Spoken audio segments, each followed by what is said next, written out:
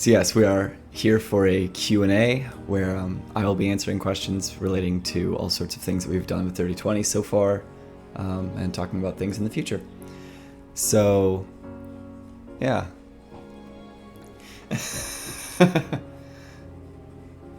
I mean, like, you can come in here if you want. I mean, like, no one's watching, but, you know, maybe eventually. Who knows? Mm-hmm. Mm-hmm.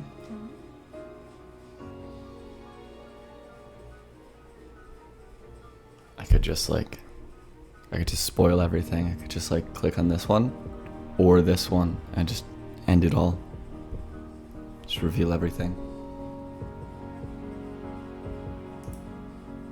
But instead, I'm just going to click on the stuff that everyone's already seen. And we're just going to start scrolling.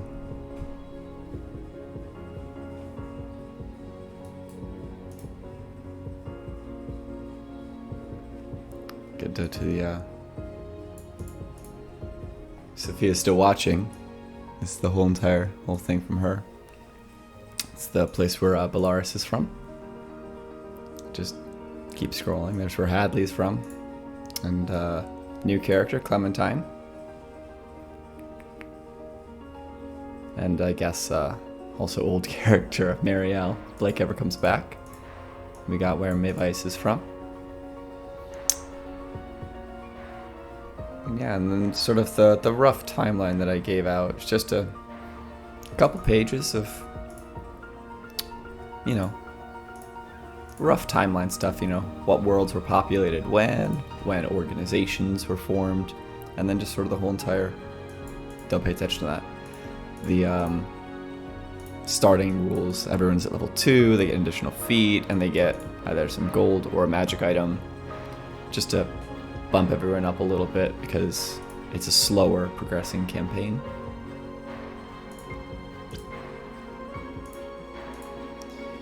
And then some stuff that you guys don't really get to see, but if you pause it, you might be able to see it. Oh, I forgot we were gonna potentially have a second person joining us. They're not joining us anymore. Unfortunately, there's the little handout that I gave that had all the potential suspects in session 1. Different options for when different things happen. The end, you know, different ways. No matter what, she was gonna give the beacon and just sort of kick them out, but always hold them in. But party really didn't like that, and you know, as a DM, sometimes you just have to realize when you have to let go. The conjuring room where they eventually fought Her Lady, the Grand Countess Isabella Ayana Maxon III of House Herriking, Master of Death. But she just really played with them for a minute before leaving, taunting them and heading away because that's what she would do. And also, I needed them interested. I needed them to choose something. And if they wanted to choose and to follow into this whole silence thing or make it be someone else's problem, this was where they would be able to do that. Sort of some basic dialogue where she would indicate the herald, the iris, the council, and just sort of indicate that it's this group of 4 members. With, 4 heads, more like it, with the rest potentially filing in later. The fear ones, these were fun to write. These were very fun to write. It's, I wrote these without contacting the players because I've done that before, where I've talked with the players, be like, hey, what's your biggest fear? And I've seen other DMs do this. And that makes the players worried and almost prepares them for something. So when I do session 0s, I really try to understand what the characters, what they want, what they don't want, what they fear, and what they don't. And so with that, I went on ahead and wrote these up purely just using that session 0 knowledge. I guess actually we can go on ahead and talk about session 0s. So I can't reveal a whole bunch of stuff, but I can reveal this. This is my questions that I ask whenever I do a session 0 with someone. So it's a checklist. It really is. It's, I want people to describe what their initial ideas for their characters are before they know pretty much anything about the world. If, I give them a 12-page document, no one... I know that Morgan read it. I know she did. I'm not really sure that very many other people did. Sophia. But that's fine, because everyone still came up with great characters in the end, because when I do my session 0s, when I ask them, where were you born? What planet or realm? They're like, I want to be born someplace horrible. I want to be born, in a place filled with crime, corruption, greed, someplace that I would absolutely need to get away from. And that's a great start. That's like, okay, well, what sort of empire or land do you want to be from? And when it came to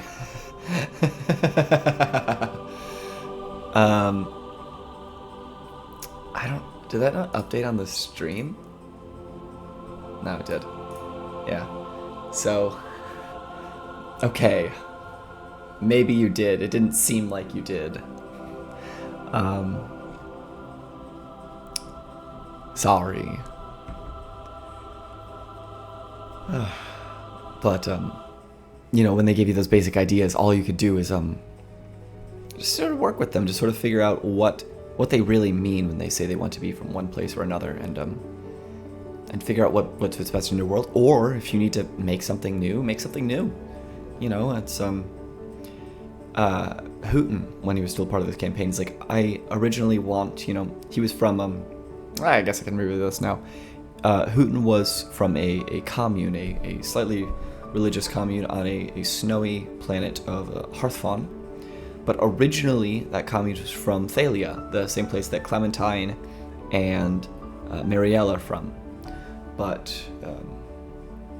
they moved eventually, and when he's like, snowy planet, I'm like, I just realized I don't have something like that. I have, there are forests that are snowy, but there's no he's looking for a hoth, but it's a forest instead of just an icy tundra. And so we made a world, and that's as simple as it is. If your player's like, I want to be from a place, and then all they give you is a 2-sentence description, you have to work with that. Just get as much information as you can, and when they stop being able to give you good stuff, start making it up, bounce off of them what you can, and then, figure the rest out. It's a lot of this stuff is very simple. You would follow guides in the Dungeon Master's Guide or my How to Homebrew series, and you would just make them bit by bit. If they're never going to go to a place, it can only be a paragraph long, maybe even less, 3 sentences, and then you just move on. So that way, if they ever ask you a question, you can figure out in the moment if something is, if someone could be potentially from a world, or if someone could be from a town, or if a town could have this. It's you're not going there, but you know that your hometown has a blacksmith. It's a big enough city where they would need their own dedicated blacksmith. You could not just ferry out to a city, 2 or 3 miles away. You would need one in the city. After that, asking what their family life was like, their home life, and that would also tie into why they left.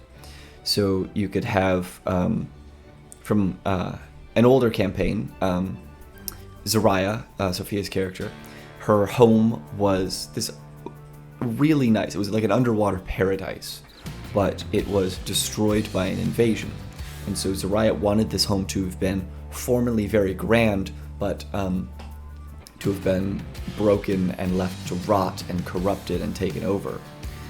And so what essentially happened when they finally made their way back there was that they saw that a lot of the necessary fortifications had been rebuilt from the invasion, but everything else had just sort of been abandoned. After that, sort of the why they left home for Zariah, that'd be pretty obvious. It was, her home was destroyed. She was one of the few to make it out of that attack. A lot of people were stuck inside, and a lot more people were killed. But yeah, that's a pretty good reason. Another reason to leave home would be because, you know, if you want to make a very positive character, a character that's happy to be adventuring, you can make someone who's like Rune from Solara, where they're just a kid who wants adventure, and that's very okay. And there is nothing wrong with making a character who just wants to go out and see the world and explore and have fun and save the land. That's absolutely fine. You know, tragic characters aren't the only characters. You can, yeah.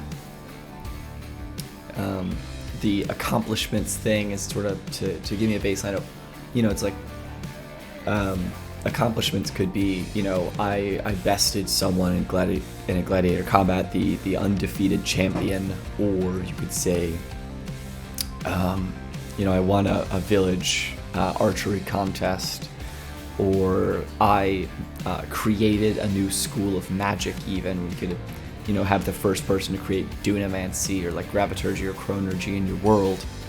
There could be a lot of very interesting things for accomplishments that you can have in your life.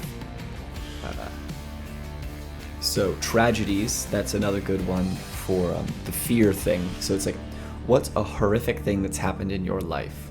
An accident, an error caused in judgment. Say that you're like, I think I can steal this and get away, but you know, something gets wrong, someone dies, and you're on the run.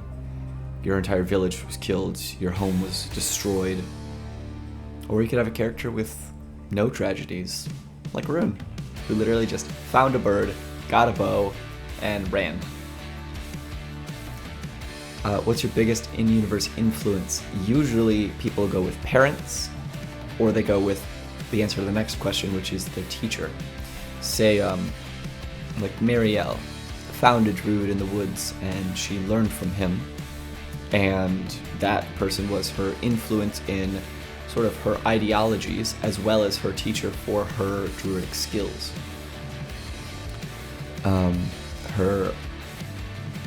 Stuff like that.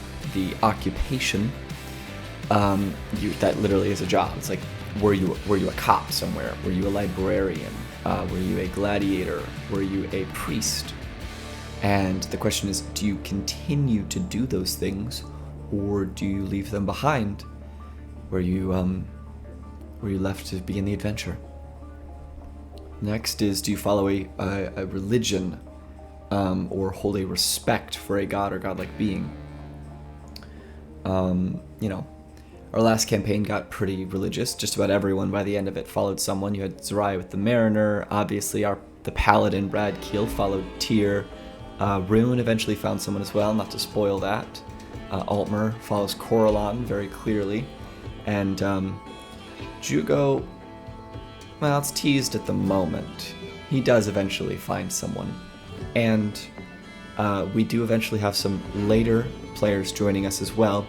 And while one of them doesn't necessarily follow someone, the other is a cleric, and so they very clearly do. And then are the next questions that don't get written down on their specific sheet. They go to me. What is your hope for this character? What do you want them to be able to do or accomplish by the end? That is sort of, what quests do you want for your character? The idea is that they will tell me, it's like, I want to reclaim my honor because I ran away, or I want to restore my home, or I want to save someone that's been kidnapped, and that would be a much quicker one that we'd rush to. There could be a lot of great stuff coming from there. For campaign 3, I usually got like 3 or 4 ideas per person, and I'm just sort of going to be working those in slowly over time. I'm not confident that the major campaign overarching villain will be the Silence Group, but if it is, then I will need to extend that out so that I can actually not only have one story be told, but have all of these characters' stories be told, because this is not my game, this is our game. This is not my story, this is my player's story, and I am here to help them tell it. The next question is, what are some abilities that you want your character to get that are outside of the leveling system? Now, this is a very good question to ask. Even if your players are not D&D veterans, and they don't know what you mean when you say leveling system, it's very important to say, what do you want to make sure that your character can do by the end? And do that at the very beginning and check in with them as time goes on. Because it's very important to know. So with Soraya, Sophia was very clear from the beginning. She did not want to stop at 4 elements. She wanted to, the subclass that she had was a modified Way of the Elements monk. Ooh. And she could learn 7, and then I wrote in an avatar stance, and I modified that whole thing and changed it. Originally, it was from Sherlock Humes, Mark Sherlock Humes of High Rollers, but I took what he had, and I modified a lot of it, and I made it, I feel like, easier to understand. It's unclear. Maybe one day I'll publish that, maybe I won't. We'll see. And for other things, for this current game, it's well, people have been very clear with abilities they want. There's a couple that are nothing burgers, and I can spit them out. Clementine wants to be really, really good with melee combat. She's a ranger, she has proficiency, but she took a feat at her level 1 for martial adept to give her some battle master things. Beyond that, she wants to be even better. And so that's on me as a DM to be like, okay, will you find a sword that helps you aim better, or an animated shield that will block attacks for you and you don't need to hold it. Stuff like that to make her a better fighter. And Marielle, for instance, wants some spells that are not within the druid system. I know that May Weiss had a few interesting ideas. Hadley wants a... Morgan knows this game. Morgan was very interesting in her requests, and I very much like them. So those should be dropping in soon. We're only like 5 or 6 games in, so a lot of this stuff is going to be pretty off in the future. I was very blunt with kind of double asking here. What are ideas that you have for quests related to your character? What wild ideas or scenarios do you think would mesh well and allow them to move forward? So that is very similar to the question 2 above, but it's also like you get different answers to this one. Bellaris, for instance, said that she really wanted to make sure that there were, thief-related quests, heists there to go and to steal things for people, because that is something that Bellaris is very good at, and so she wanted to make sure that those options were there. That is very different than being able to accomplish grand things. That is, what do you want to do for like an hour when nothing's really going on, and Bellaris would normally just be sitting staring at a wall. It's for moments like that. And then I ask people to re-describe who their character is, to make sure that both of us know who we're now talking about. And then that last little one, that little brief interview, that was for when I did my initial session zeros, and we did those interviews. We did them more or less directly after session 0, so everything was fresh in both of our minds. So yeah, that's kind of that.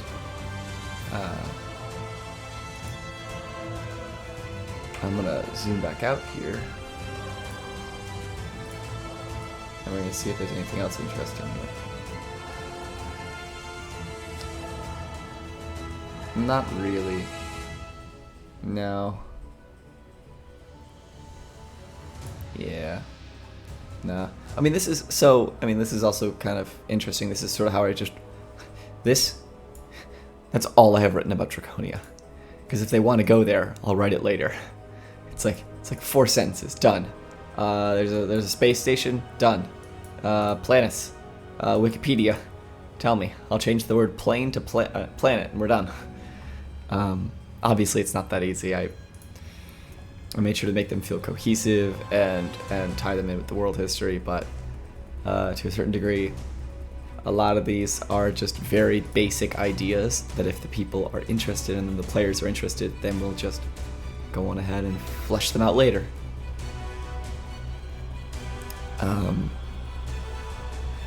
Yes.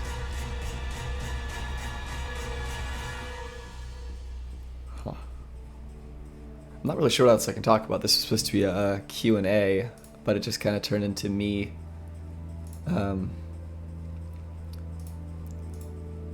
reading the history of this campaign and sort of how I write campaign settings on a different scale rather than how to homebrew campaign settings. So we're gonna get rid of that for the moment so that I can potentially open up something else, or maybe not. Oh, hey, Collude. So I've been seeing you on our streams. Got any burning questions, perhaps? Oh, that sucks. Yeah, so I know how that is. Geez, one of the campaigns that I was playing in just stopped for like 3 months, and then when we tried to come back to it, a whole bunch of people just didn't show up. They just decided, like, we are no longer interested in playing this game because it's been so long since we last played. And that sucks, because we were so close to finishing. It was Curse of Strahd, and we took like a month break, and we just finished the Amber Temple. It's like, okay, let's go to Castle Ravenloft and end the game. It's like 2 more sessions, and then 3 people didn't want to come back. And it's like, we just got to the end. So close. Yeah. Say, Asher Bow, yeah. Kind of, we were playing that game for 9-10 months. Yeah, and then all of a sudden it's just like, well, I guess we're not going to finish. So Crypt Keeper, it was good. The DM did a very, very good job of it. It's very important that you just understand the kind of vibe that you want to go for, and sort of communicate to your players what kind of Strahd you're going. Because you could go silly with Strahd, where it's all like a big old haunted house and none of it really matters, or you could go insanely dark, which is what we went with, and at the end of the game, only one person's character hadn't died.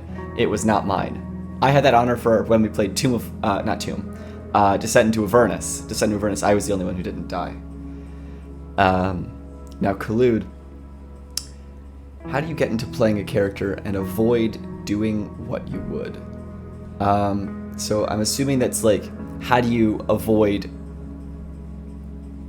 How do you get into playing a character but avoid doing something that you want to do and do instead what your character wants to do?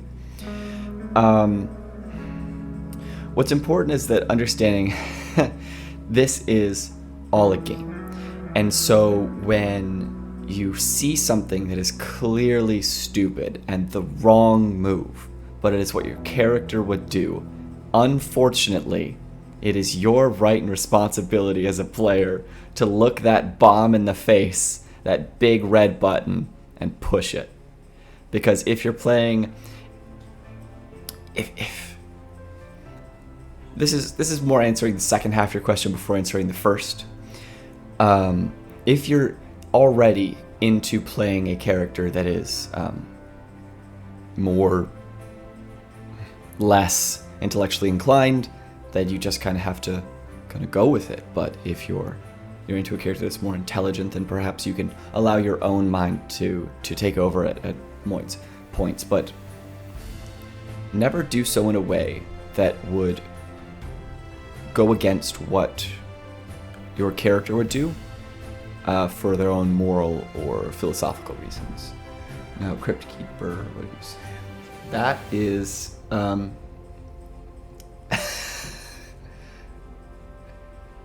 it's good. So, having been a writer already, that is insanely useful. Say, I had basically no writing experience outside of whatever you do in school before I started writing for D&D, and that's why my first campaign was incredibly linear.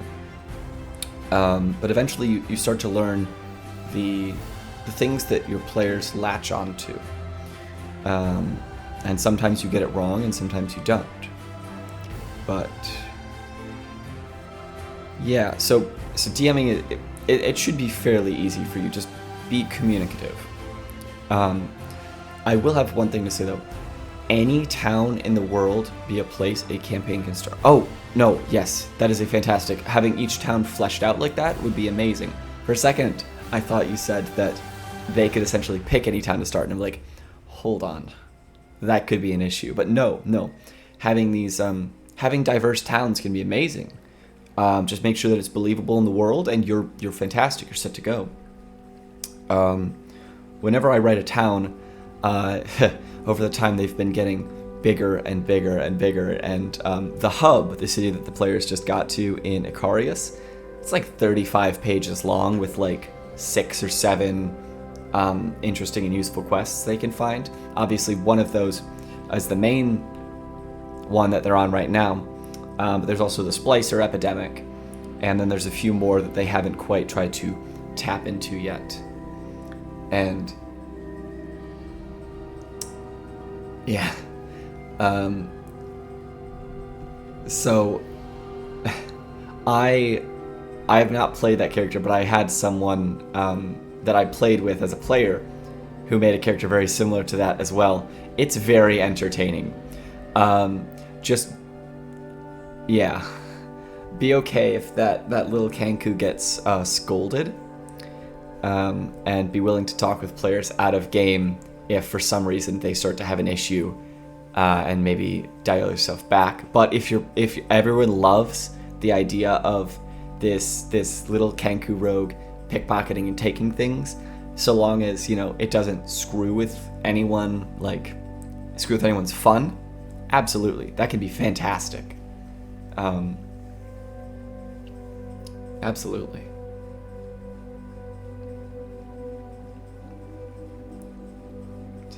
I tend to play, I tend to go towards the complicated characters. It's, I don't know, it's just in my nature. It's like, yes, Death Domain Cleric. I will take all of the spells and be edgy but also not edgy. That's a, yeah. Save the day by hiding in the corner.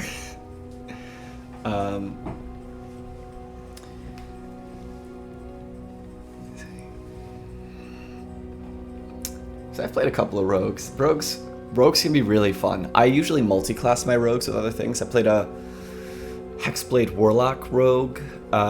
They died, but eventually they would have gone Swashbuckler. Played a rogue Paladin. That was really powerful.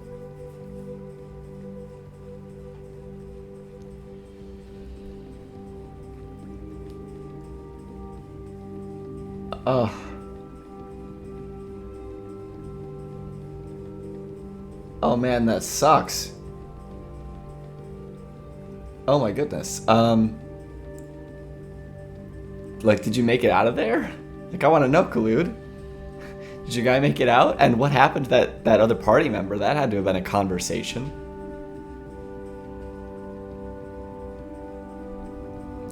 Yeah, Crypt Keeper. Say, I played some 3.5. I got all my books over there. 5e it's a lot more simplified, but it could still, it can still give just about everything that 3.5 could, but it's a lot easier for new players to get into, which is definitely something that this game needs to be, because 4e kind of took away all the players.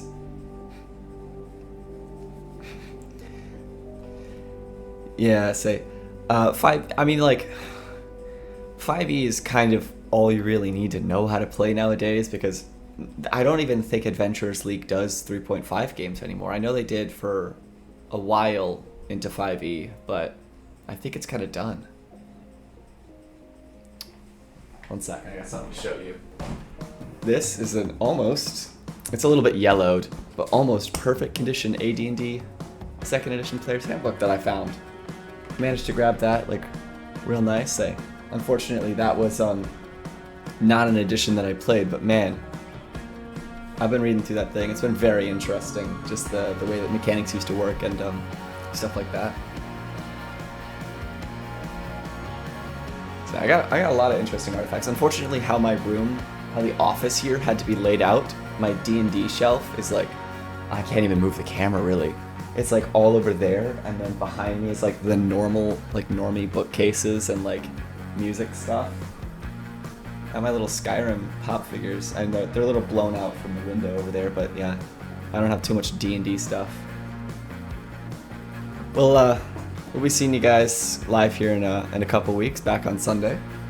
But thank you all for joining, and